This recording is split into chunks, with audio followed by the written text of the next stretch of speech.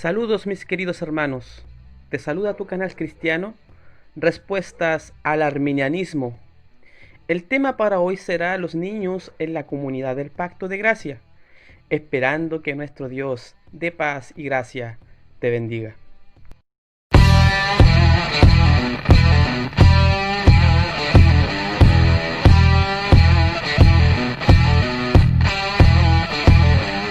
Los niños en la comunidad del pacto. El Dios del pacto tiene un solo pueblo. No es como dicen los dispensacionalistas, de que Dios tiene dos pueblos separados con promesas totalmente diferentes del uno al otro.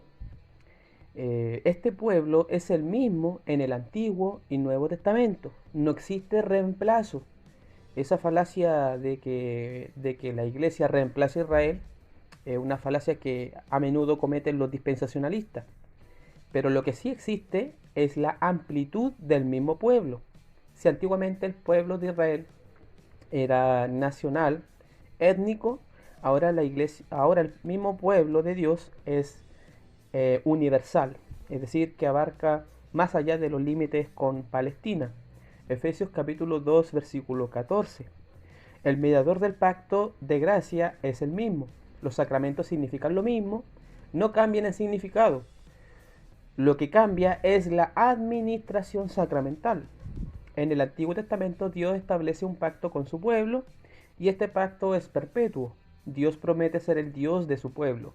Génesis capítulo 7, versículo 7. Salmos capítulo 16, versículo 5.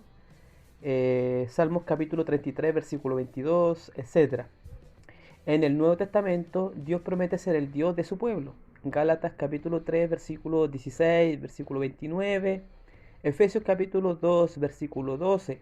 Segunda de Corintios capítulo 6, versículo 16. En el Antiguo Testamento Dios es el redentor de su pueblo. Génesis capítulo 3, versículo 15. Isaías capítulo 41, versículo 14, etc. En el Nuevo Testamento Dios es el redentor de su pueblo. Gálatas capítulo 3, versículo 13, Romanos capítulo 3, versículo 14, 24 y 1 de Corintios capítulo 1, versículo 30.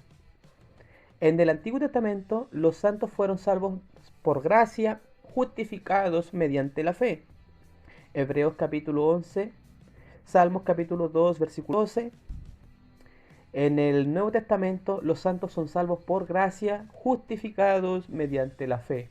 Efesios capítulo 2, versículo 8. Romanos capítulo 3, versículo 24. Tito capítulo 3, versículo 7, etc. La buena nueva, es decir, el Evangelio, no es cuestión exclusiva del Nuevo Testamento, sino que también es cuestión del Antiguo Testamento. Gálatas capítulo 3, versículo 8. El nuevo pacto no es cuestión que los significados quedan abolidos y destruidos. No. Tampoco debe ser entendido como que el nuevo pacto nace recién en el Nuevo Testamento, ya que en el Antiguo Testamento, en el libro de Jeremías, capítulo 31, versículo 31 al 33, nos dice: He aquí que vienen días, dice Jehová, en los cuales haré nuevo pacto con la casa de Israel y con la casa de Judá, no como el pacto que hice con sus padres el día que tomé su mano para sacarlos de la tierra de Egipto, porque ellos invalidaron mi pacto, aunque fui yo un marido para ellos, dice Jehová, pero este es el pacto que haré con la casa de Israel. Después de aquellos días, dice Jehová, daré mi ley en su mente, y la escribiré en su corazón, y yo seré a ellos por Dios, y ellos me serán por pueblo. Entonces, ¿qué significa esto? Significa que la administración del pacto cambia. Si en el Antiguo Testamento el pacto tenía relación con la etnia de Israel, Dios promete que en el tiempo señalado se incluirá en el mismo pacto a los gentiles, ya que ese plan siempre estuvo en mente en Dios. Cristo, como el mediador del pacto, vino a cumplir bajo el tiempo lo estipulado en el plan o consejo eterno. Primera de Pedro capítulo 1, versículos 19 al 20.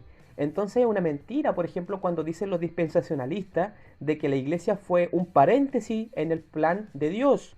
Como que si Jesús vino a predicar el evangelio del reino y en base a eso el Señor fracasó, entre comillas, puesto que ese evangelio fue predicado a judíos y los judíos rechazaron, puesto que la escritura dice a lo suyo vino y más los suyos no lo recibieron. Entonces, bajo esa premisa, Dios estableció como paréntesis a la iglesia. Pero esto no es verdad, puesto que ya Dios tenía en mente la inclusión de los gentiles en el Antiguo Testamento. Y esto se cumple en el Nuevo Testamento. Eso dice el profeta Oseas, capítulo 1, versículo 10. Y se cumple con los dichos del apóstol Pedro, ¿verdad? Cuando él dice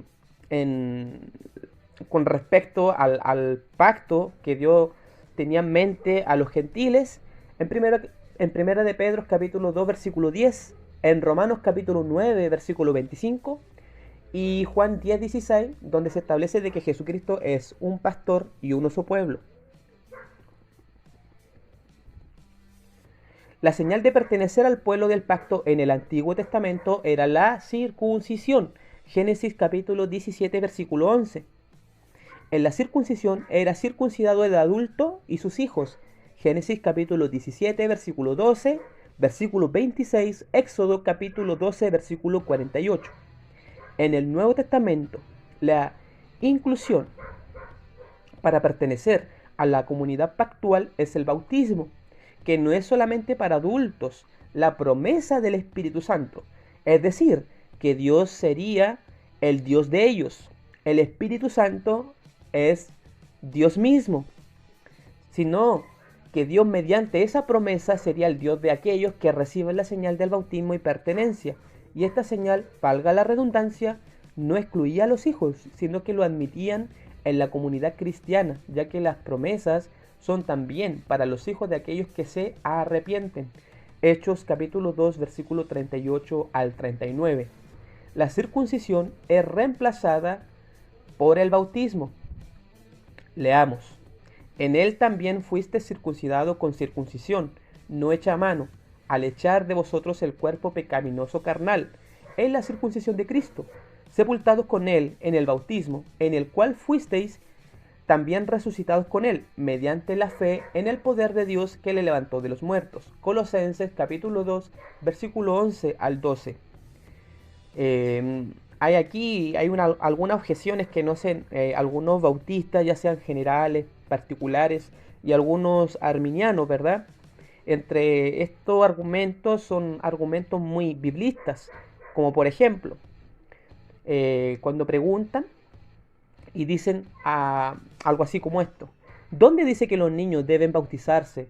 ¿Me puedes dar el capítulo y versículo? Esa doctrina es católica. Este argumento, mis hermanos, es bastante trillado. Y la pregunta es demasiado biblista, pero no es bíblica. Yo puedo preguntar y decir: ¿puedes darme un texto con capítulo y versículo de que los apóstoles bautizaron en el nombre del Padre, Hijo y Espíritu Santo? Y puedo usar este argumento o esta pregunta para negar la doctrina trinitaria, a pesar de que la doctrina trinitaria tiene fundamento bíblico. Como también puedo preguntar: ¿me puedes dar un capítulo y versículo que diga que las mujeres pueden participar de la Santa Cena? ¿Me puedes dar un texto bíblico que diga textualmente que Jesús tenga dos naturalezas? ¿Me puedes dar un texto bíblico que diga que la Biblia es infalible e inerrante?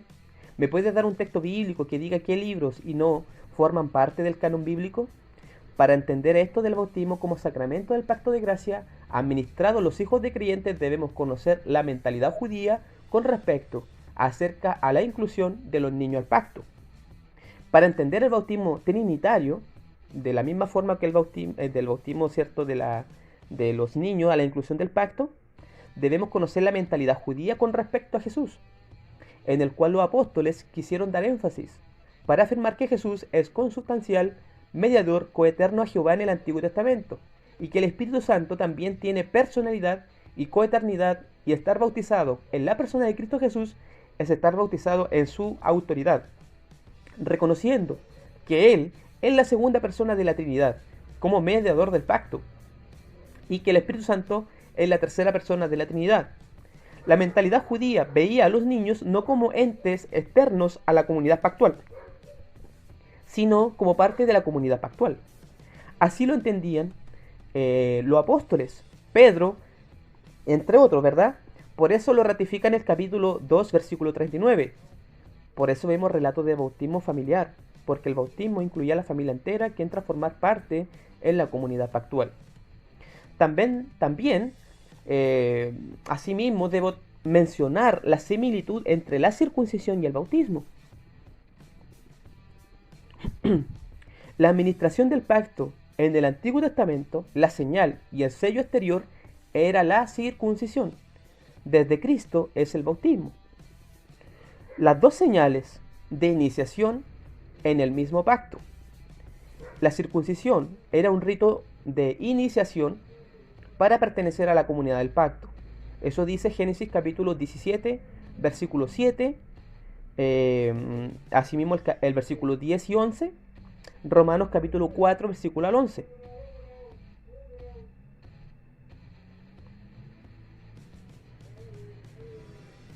El bautismo es un rito de iniciación para pertenecer a la comunidad del pacto. Mateos capítulo 28, versículos 19 al 20, Hechos capítulo 2, versículos 28 al 39, capítulo 10, versículo 47 al 48 del libro de los Hechos. Los dos, la circuncisión y el bautismo, representan la conversión y la limpieza de pecados, es decir, que simboliza, o sea, que significa ello.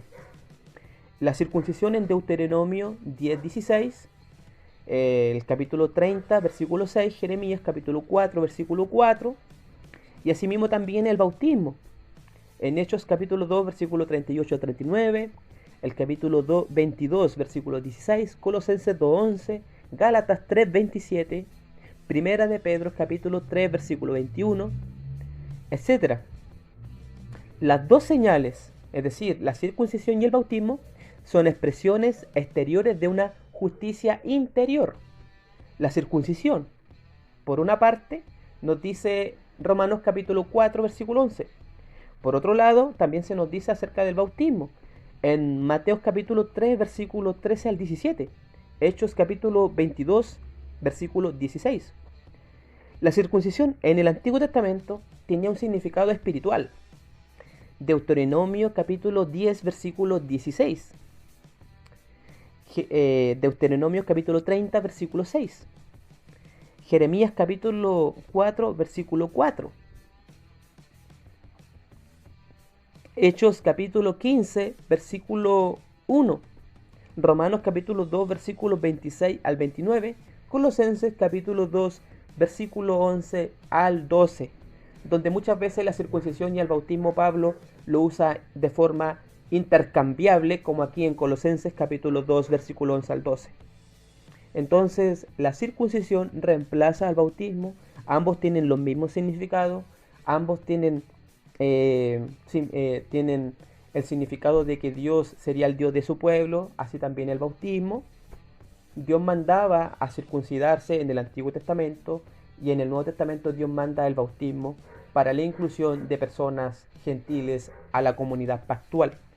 Entonces, ahí vemos un paralelismo entre la circuncisión y el bautismo para la inclusión de los niños. O sea, la mentalidad judía de aquel tiempo, del Nuevo Testamento, jamás nunca los apóstoles, jamás nunca los judíos excluyeron a los niños dentro de la comunidad pactual.